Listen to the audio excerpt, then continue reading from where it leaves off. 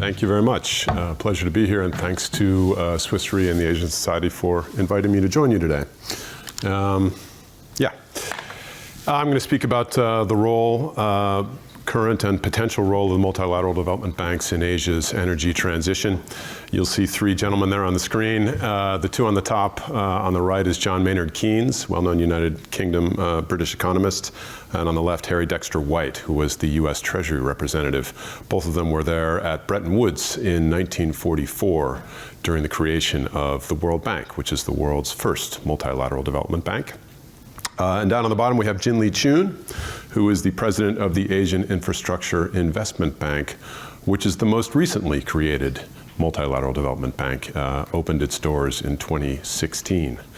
And in between those two foundings, something around, depending on how you define it, 30 other MDBs have been created around the world, which speaks to the usefulness, the practical usefulness of this particular institutional organizational model. Perhaps one of the most useful created in the wake of the Second World War. Just briefly, definition so we all understand what we're talking about here. Multilateral means they are created by groups of governments that get together and sign an international treaty. So these are treaty-based organizations. They are supranational institutions, which means they have no higher authority over them. That includes no financial regulator, actually, which is quite an interesting aspect of them. Nobody but their shareholders controls these institutions. They are intended to promote development. They are non-profit institutions. Their mandate is to promote development. How you define development, of course, is a rather contentious issue and has evolved dramatically over the years, and right now is a major topic of conversation. For example, in the World Bank reform program, is climate included in that? You know, what exactly counts as development is an open question. But I think we can generally agree that the energy transition in the emerging and developing world is certainly what we would think of as development at the moment. And they are banks. They are not institutions that just give away money. They make mostly loans. They make some guarantees as well, which we'll talk about perhaps in a minute. And they engage very heavily in financial markets, and they have balance sheets, so they operate like banks. They are not aid agencies, budget-driven aid agencies like DEZA here in Switzerland, for example. So just so we're clear on what these institutions are. Do MDBs matter for the energy transition? I think you can guess my answer to that question. But looking at the numbers, you might think perhaps not. These are the major MDBs operating in Asia. At the top, the four different windows of the World Bank group. Then the Asian Development Bank, the Asian Infrastructure Investment Bank, as I said, founded in 2016 with China as the largest shareholder, and now something like 106 member countries, including Switzerland. Below that, the New Development Bank, AKA the BRICS Bank, created, also opened its doors in 2016. Began with the 5 BRICS countries. Now it only has something like 8 member countries, I believe, and a couple others are sort of talking about joining, but it has clearly not expanded its membership nearly to the degree as AIIB, which is quite interesting. And then I thought I'd throw in a little curveball there, the Eurasian Development Bank, which I'd be surprised if anyone in this room has ever heard of. They operate mainly in Russia and Central Asia, and their 2 largest shareholders are Russia and Kazakhstan. I realized I didn't include the European Bank for Reconstruction and Development. They do also operate to a degree in Central Asia. I should have included them on this table. You can see their commitments there in the first column. It's the annual lending financial commitments, mostly loans, as I say, some equity investments and some guarantees. And then the next column of which the amount committed in Asia. Obviously for AIIB and Asian Development Bank, it's 100%. For the other MDBs, obviously they operate in different parts of the world, so not all of their resources go to Asia. And then on the last column, the share variously defined. The way the MDBs define that is a little murky, in the energy sector. So, you add all that together, and that's not a whole lot of money. That's clearly not nearly enough to finance the energy transition in any meaningful sense. And some folks say, well, the MDB financing is dwarfed by what's out there committed by private sector investors. So do they really matter? And I would say yes, indeed they do, because it's not just about the money. they bring an awful lot to the table that no other type of institution can bring, and certainly no other kind of private investor. They have, along with their resources, comes all sorts of technical assistance, working with governments to help design the projects or the programs, more importantly, multi-year programs of different kinds of investments. And quality standards in a way that no other type of institution brings to the table, and transparency as well. And that knowledge and expertise and quality standards has been built up over decades of experience in most of these cases. Practical experience on the ground working with governments in very difficult geographies around the world. So that's extremely valuable experience. That's not experience that you get from going to university or elsewhere. These are people that have their hands, getting their hands dirty in the trenches with government officials and projects. So it's very practical experience and extremely useful to governments because it comes along with the loans, which is certainly not the case with private sector financing. And the quality of this technical assistance is far beyond what bilateral aid agencies can bring to the table for the most part. They also have rather unique relationships with their governments because these are international cooperatives. The recipient governments are also shareholders and members of these banks. And so that gives a qualitatively different dynamic in the relationship between the recipients and the MDB staff. Different than a bilateral aid agency, for example, because everyone knows, of course, that the donor country has their own agenda, as Switzerland does, as every other bilateral donor does, and perfectly legitimately. But that changes the relationship with the recipient government. Also, the bilateral aid agencies, and certainly the private sector, they're not always there. They might have other priorities. They might go year to year to different sorts of countries. Certainly in the private sector, when going gets tough, they tend to go somewhere else. The MDBs are there year after year after year after year. And that they develop relationships with the governments. They can sit at the table with the ministry officials. They have access in a way that nobody else really does, frankly. And as a result of that access and the sort of level of legitimacy, and by the way, I should say, certainly there's politics involved in these institutions. I don't want to pretend that there's not.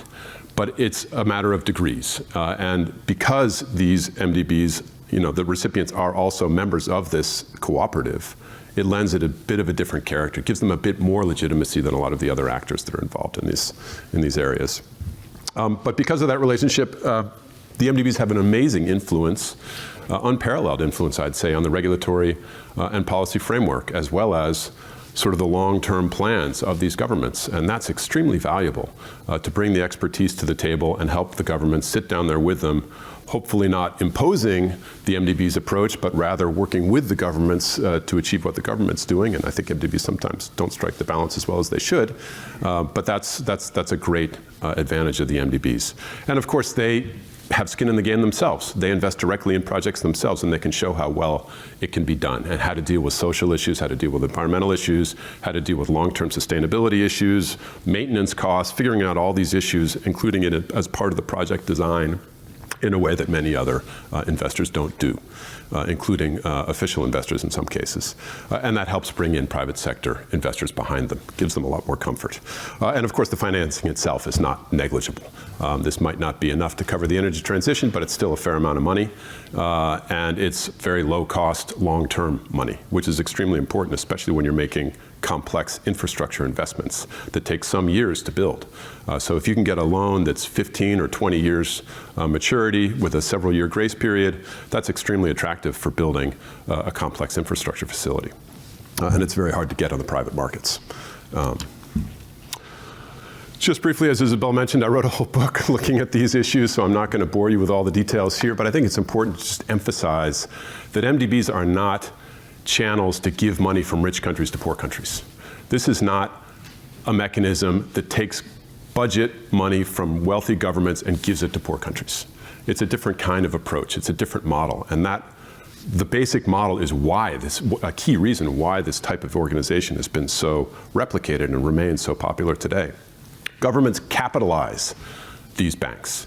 They put in share capital. The World Bank, for example, has something like 20 billion in share capital, which seems like a fair chunk of money, and it is, but it's by 189 countries over 80 years. So when you look at it in that perspective, that's not a huge amount of money. The United States' share is $3.6 billion in the World Bank total from 1944 to today. And that's an investment, that's an asset that is still there on the books of these MDBs. It doesn't get spent every year.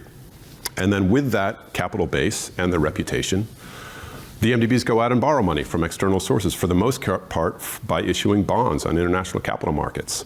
So they're borrowing money from some of the most conservative investors in the planet who may not even necessarily care about development at very attractive terms, because they're mostly AAA banks. And then they turn around and lend that at a little bit of a markup to the recipients. So the recipients still get the money cheaper than they would be able to get it anywhere else. And that margin covers the MDB's operating costs.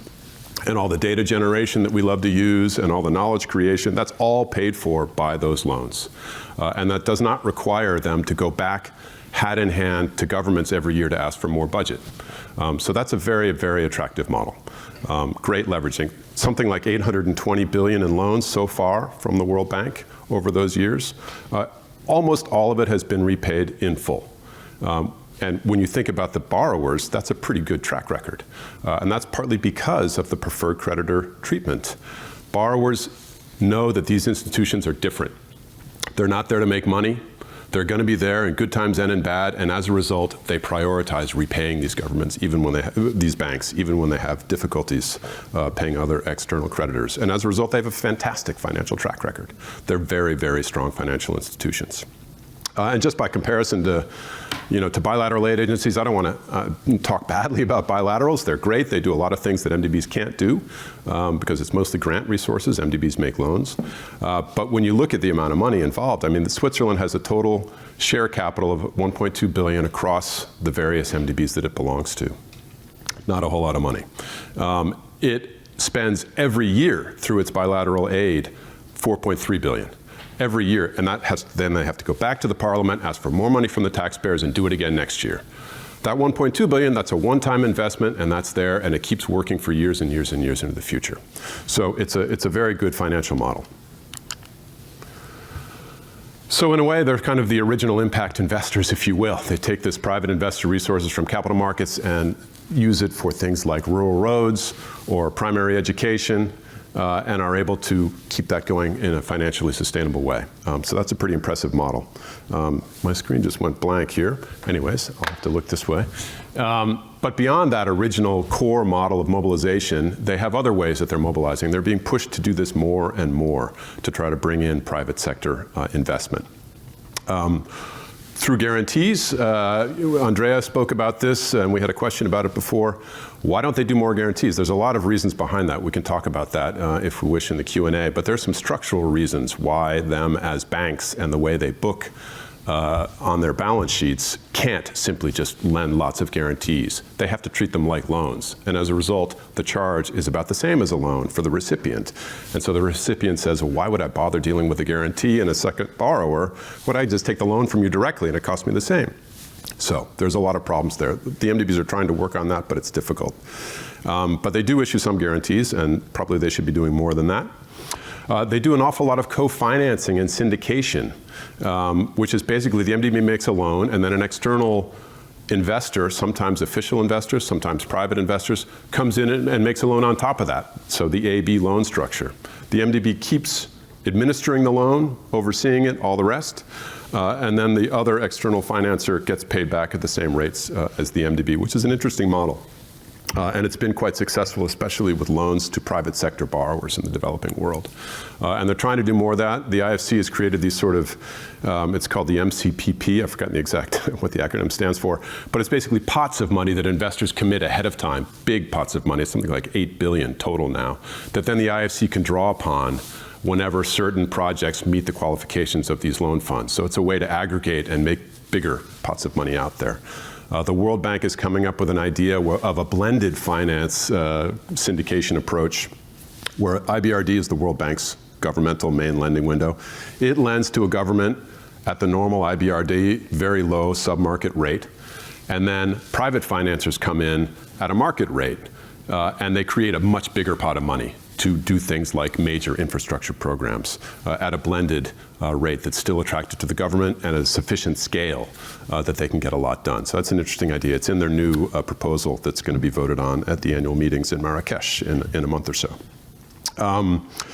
Beyond the direct operations, they've begun to start mobilizing off their balance sheet, which is quite an interesting approach.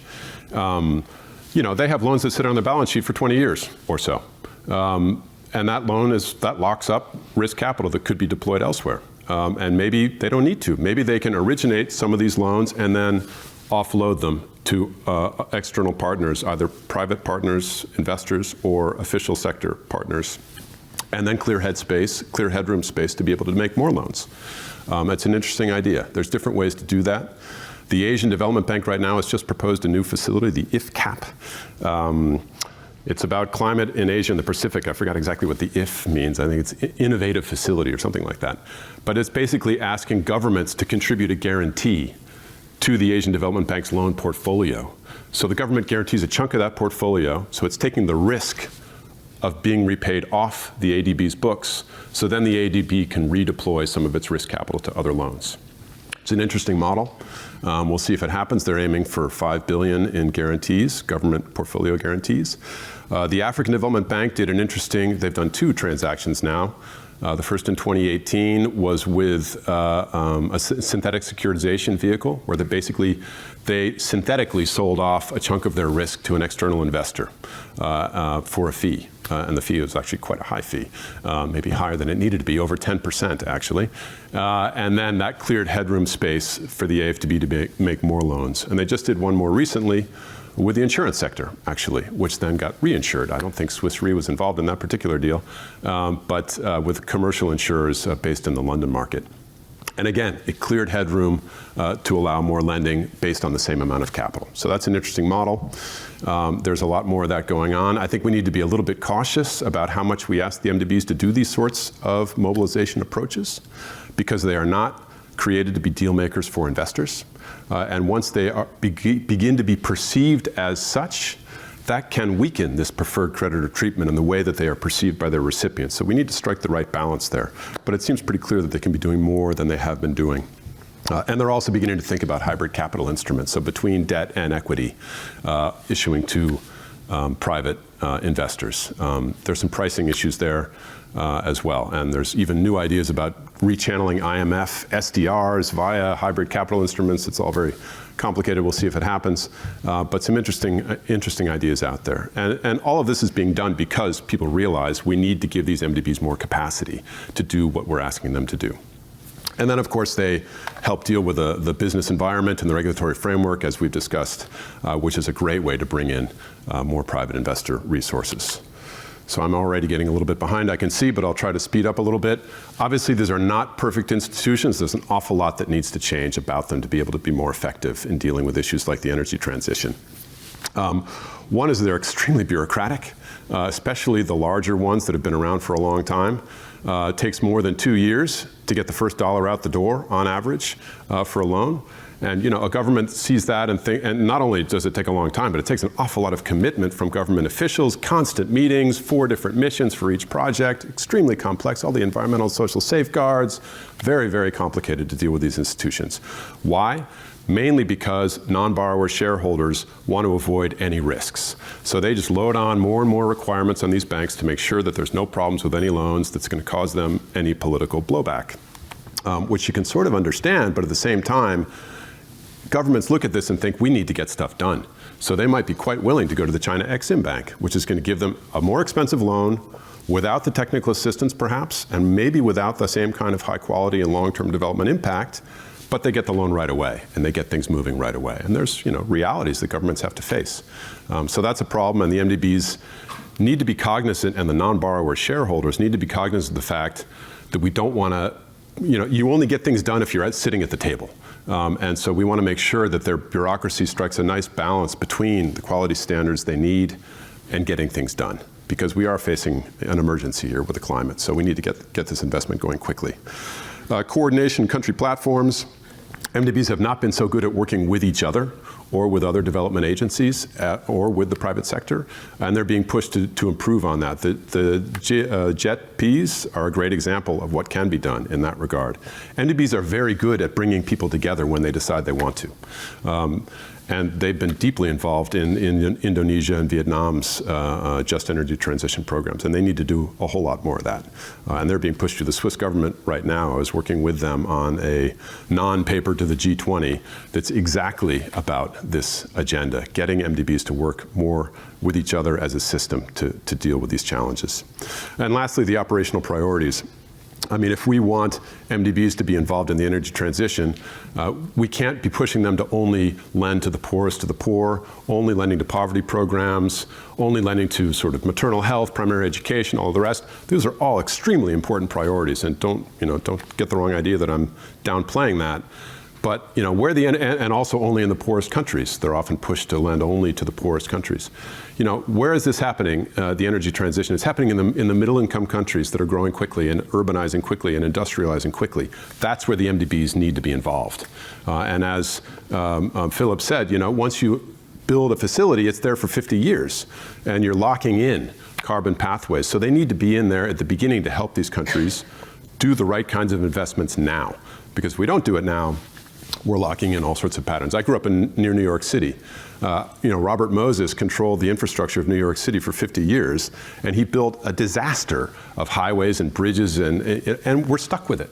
Because once you build the infrastructure, it's there. So if we can help build this stuff correctly early on, and not just energy infrastructure, but also transport infrastructure and the way cities are organized, the MDBs can have a very important role in that. But we need the non-borrowers, especially, to get their heads around the idea that that's where they need to be operating. And lastly, the financial capacity. As Isabel said, I've been involved in this G20 independent review of MDB capital adequacy, and it's basically about the idea that nobody's really quite sure how much MDBs can lend based on their capital. Because there's no standards. There's no Basel III for an MDB. There's no regulator. So nobody's really sure. And as a result, and also as a result of the rating agencies, which have rather confused approaches, MDBs are hyper conservative, and we're making the argument that they can do an awful lot more based on their existing capital. And we're making some very good progress on that, which is quite interesting. Also frustrating at times, but quite interesting. But beyond that, clearly MDBs need more capital. They have to be capitalized. We're asking them to do a lot. Every single sort of high-level report about how to deal with the climate crisis, the MDBs are at the center of it. Okay, that's great. They're very useful, but you need to give them the resources to be able to do what you're asking them to do. And right now, there's an imbalance between what they're being asked to do and how much the resources are. We could double their capital quite easily. I think Switzerland's share in the World Bank's main lending window is something about 300 million. Switzerland just approved a school in Schwamendingen for 250 million. One school, okay? Great, it's a great investment, but this is also a great investment, and we need to keep perspective on how much money these banks need. It's not a lot of money, and what we're asking them to do is existentially important to our planet. So with that, I will stop. Hopefully, haven't gone over too much. Happy to ask any questions. Okay. Thank you.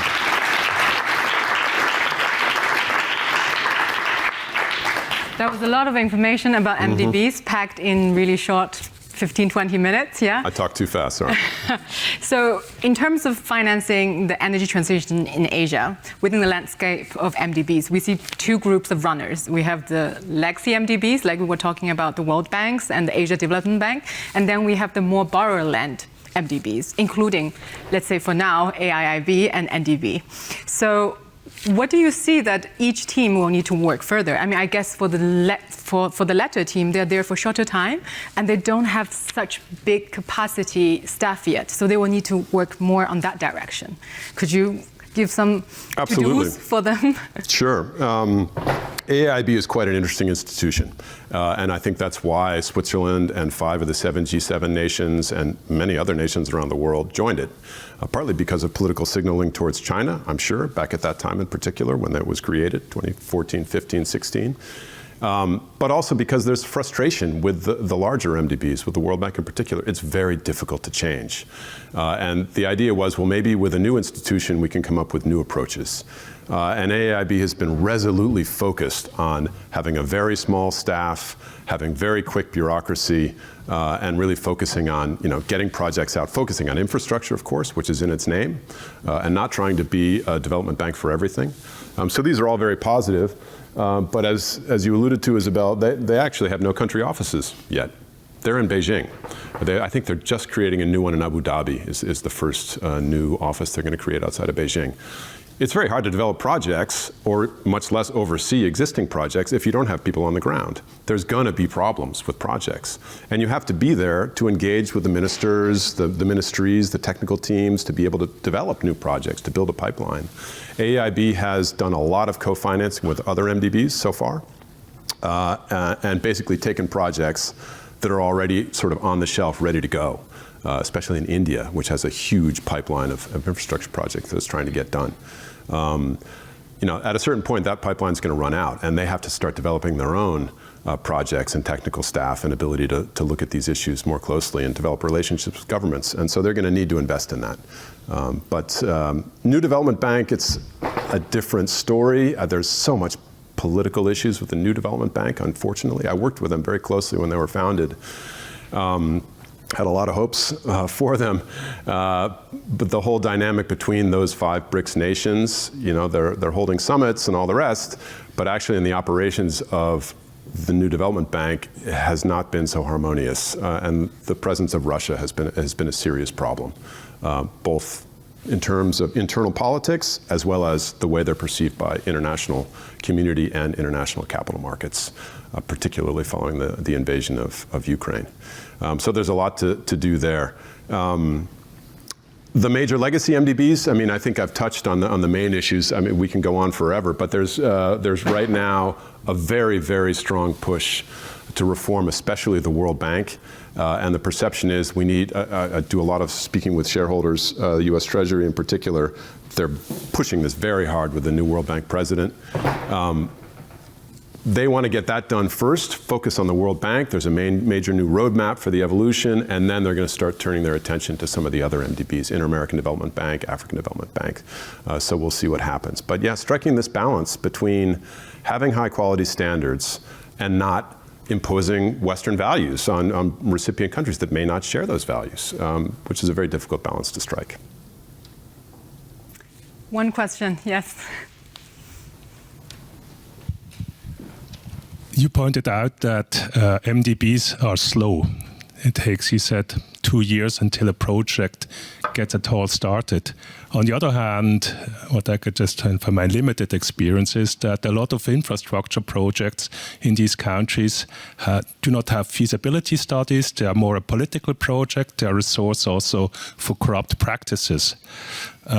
Where do you see the role now of MDBs in terms of enforcing proper tender processes, proper procurement processes, in feasibility studies at the beginning of these projects? A country might want to build this huge bridge, and if you look at the situation, actually, that bridge makes no sense at present. It looks nice as a political program. So how do these MDBs really funnel the development of, or the funding of projects that make really sense in a bigger context? Lot involved in those questions there. Procurement, they have very strict procurement rules. International competitive bidding, a lot of countries really object to that. They look at the United States and say the United States can prioritize domestic companies for its bidding. Why can't we? And it's kind of a legitimate question in some ways, but then the other side of it is, of course, corruption, which exists not just in the developing world, I would say, but nonetheless, it's a valid point. But they do have very strict procurement rules. Much stricter. It's difficult to see how you could do that. And there is some reform. They're moving actually more towards country systems, using country procurement systems in many countries. And it's partly because a lot of the countries have changed their procurement rules to match the development institutions' procurement rules. So I think there's some pretty good progress in that direction. In terms of building bridges that aren't needed and all the rest, they have to select they have a very strict project selection process where they think about, so they don't just fund whatever the government asks them to fund. And how they, it's quite a complex story about how they pick individual projects that they might fund or not want to fund. But yeah, looking at development impact is a huge part of what they do. At a certain point also you end up with the issue of how much we are willing to allow countries to define their own development path at a certain point. We talk about country ownership. It's part of these international agreements that we all sign. But actually, are we really ready to let countries design their own development path? It seems like the World Bank in particular often tends to want to impose. So striking that balance is a very difficult one.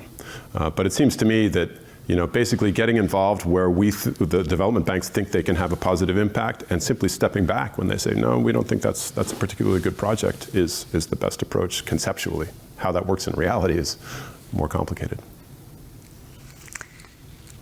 Thank you very much, Christoph. Sure. You will stay with us with the panel discussion and standing lunch, right? Of course. Great. So we save some questions for later.